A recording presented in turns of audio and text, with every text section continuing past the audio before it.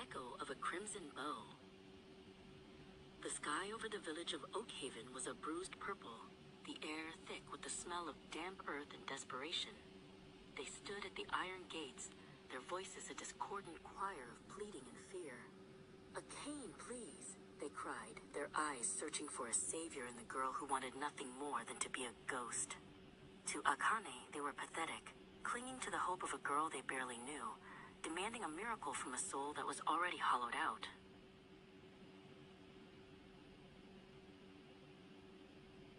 They wanted her to walk back into the inferno, back to the charred remains of the Shinto shrine, where the world had ended for her 3 years ago.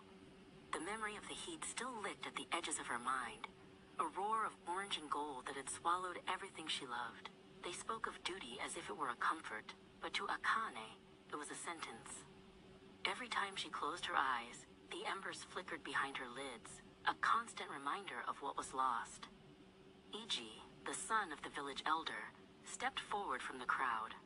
He held out a hand, his face etched with a pity that Akane found suffocating. "They tell me Yukari believed in you until the very end," he said, his voice soft and laced with a false sense of shared grief.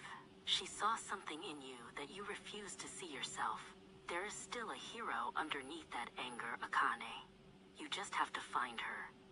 Akane turned her gaze toward him, her red eyes cold and sharp. The mention of Yukari's name felt like a blade twisting in an old wound. "Yukari was a fool," she whispered, the words tasting like ash. "She believed in a version of me that never existed.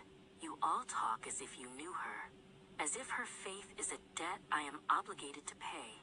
But you don't see the girl standing here. You only see the shadow she left behind." She reached up, her fingers grazing the silk of the red bow pinned to her hair.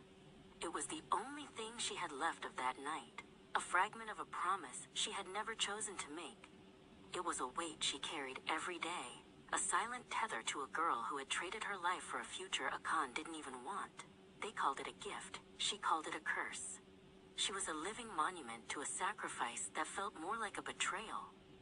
In the quiet corners of her mind, a memory lived that nobody else knew. It wasn't a memory of grand heroism or noble words. It was Yukari, laughing as they sat by the river, the sun catching the highlights in her hair. Yukari hadn't asked her to save the village. She had only asked Akane to live. That was the secret burden, the promise to survive in a world that felt empty without the person who had made it worth living in. "They say her sacrifice wasn't in vain," Iji continued, unaware of the storm brewing behind Akane's stoic mask. "The seal is weakening, Akane. Without you, the fire will return and finish what it started. You are the only one who can step into the flames and hold back the dark." It's what she would have wanted. He looked at her with a desperate certainty that made her stomach turn. Akane felt the familiar surge of resentment. Every step she took in this village, every breath she drew, felt like an echo of Yukari's name. She was tired of being a legacy. She was tired of her identity being defined by a dead girl's expectations.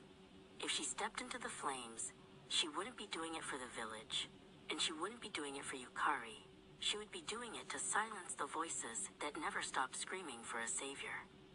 She began to walk, her boots crunching on the dry, blackened grass. The heat began to rise, a shimmering haze that distorted the air. The pathetic humans watched her go, their cheers muffled by the roar of the awakening fire. She felt the power within her stirring, a cold, jagged energy that mirrored the red of her eyes. She would walk through the flames again, but she would do it as herself, not the hero they imagined. As the heat enveloped her, Akane didn't feel brave. She felt alone.